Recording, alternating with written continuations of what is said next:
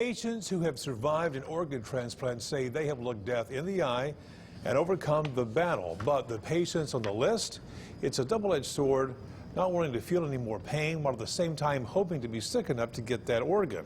In tonight's special report, KETK's Nikki Diaz tells us what it's like for people who have knocked on death's door and walked through to the other side. Milrose DeChinko and Jermaine Rudd are waiting on organs. For both of them, the diagnosis came out of nowhere. I just went to the dentist to have, regular dental appointments. That time when I had my appointment, my blood pressure was like 150 over 100. I got sick like 07, no extreme fatigue. I was just weak, throwing up everywhere. That was the beginning stage of it. Life immediately changed. I have like 8 hours of treatment, and then I hook up myself. I have like a tube on my tummy, and I get connected on here. This is what provides my oxygen. I put non-tap water in here, bottled water from the store, fill it up. It does what it does and shoots my oxygen out. And the precious moments of life were soon out of reach. Me is being able to just take my wife out, you know what I'm saying, have a good time. You know what I'm saying, keep a smile on her face, you know what I'm saying, really just take a lot of burden off of her. I have like 6 sisters, I have a lot of relatives in the Philippines, friends, I miss them, I want to go back. Getting on a transplant list requires aggressive medical and psychological evaluation.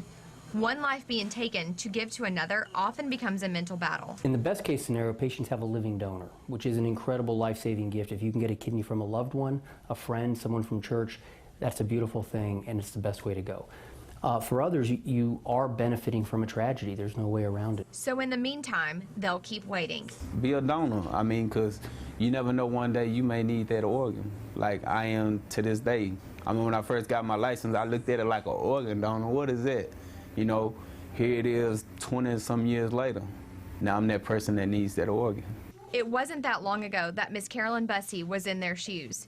A normal day turned into a life-threatening diagnosis. I just woke up one morning extremely sick, confused, couldn't get out of bed, etc. And in that, I realized that something was wrong. And soon she too was missing those precious moments that filled her heart. My husband and I, we did a lot of things together. I guess the thing I missed the most was the fact that I could not go with him and do. If he went to town, I couldn't go. We would start out and I'd say, you have to take me back home. I just couldn't do it. We were very close with everything we do together. And it was hard, I had to go and take care of everything. And I'd just be by myself, taking care of it. Time went on, and Miss Bussey gradually made her way to the top of the list. Her disease had progressed, and she required around-the-clock care. But then the call came. I went in one morning, it was about 3 months post-op, and I went in and I told my husband, I said, come here, come here. He said, what's wrong? I said, I think my blood pressure's real high. And he said, well, you never had high blood pressure. And I said, but look at my cheeks. And he said, oh, that's the color coming back. Today, Miss Bussey says she'll never forget what she's overcome. It's new life.